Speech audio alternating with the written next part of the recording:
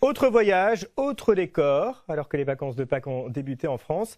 Eh bien, embarquons à bord d'un paquebot en Italie, des bateaux qui organisent fréquemment des croisières à thème. Si des chanteurs se prêtent parfois au jeu, des scientifiques répondent également présents pour échanger et divertir petits et grands. Regardez.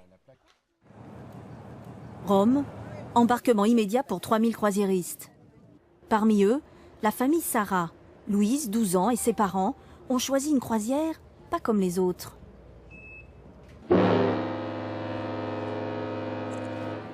Lorsque le bateau quitte le port, eux ne prennent pas le temps de se prélasser. Ils ont 1 heure pour dîner, car le planning est chargé pour leur première croisière. Et ça vous tentait pas avant? Non, pas vraiment. C'est le thème plutôt qui nous attire. Et le thème qui les attire, ce n'est pas le côté parc d'attractions flottant, avec des vacanciers venus de toute l'Europe. Non, ils sont là pour des conférences scientifiques. Une croisière spécifique avec 200 autres participants, tous lecteurs de la revue Science et Vie Junior. Alors, d'abord, je suis assez content de parler devant vous des objets connectés. Est-ce que ça va 1 heure avec Jérôme Bonaldi. Ça va marcher. Oui, voilà. La laisse de chien connectée, le tensiomètre connecté, le lecteur... Une tête d'affiche qui a persuadé les Sarah de venir. Toutes ces données recueillies sur vous, par un moyen ou par un autre... La conférence s'adresse à toutes les générations, même les plus jeunes se lancent. Ce qu'il faudrait faire, par exemple, il faudrait détruire Google. C'est quand même très très pratique, Google. Mais méfie-toi simplement de ne pas donner tes photos et donner tout ce que tu veux. Voilà, pardon d'avoir été aussi long. Pour cette grand-mère et son petit-fils, c'est finalement l'occasion d'échanger. Ça l'intéresse d'autant plus, si vous voulez, que tout ce qui concerne l'informatique, je crois que les jeunes, ça les passionne, quoi.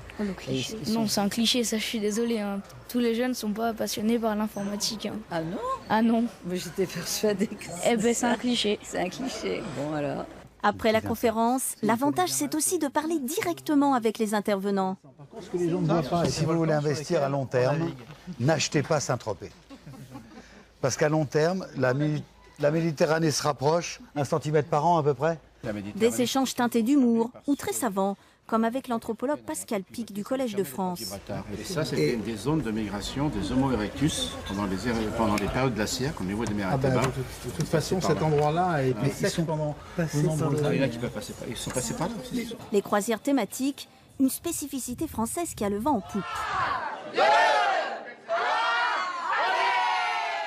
Là, c'est une croisière musicale.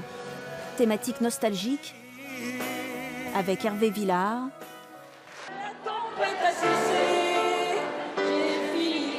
Et séance karaoké avec Claude Barzotti. Et parmi les plus courues, il y a les croisières historiques. C'est la croisière Napoléon. Okay. On aura 12 conférences. Donc les conférenciers, c'est Jean Tullard.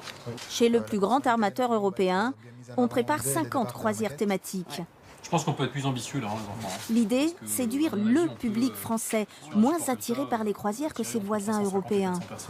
On est à 0,9% de Français qui choisissent la croisière sur la totalité de la population. On est à 1,5% en Italie, on dépasse les 2% au Royaume-Uni.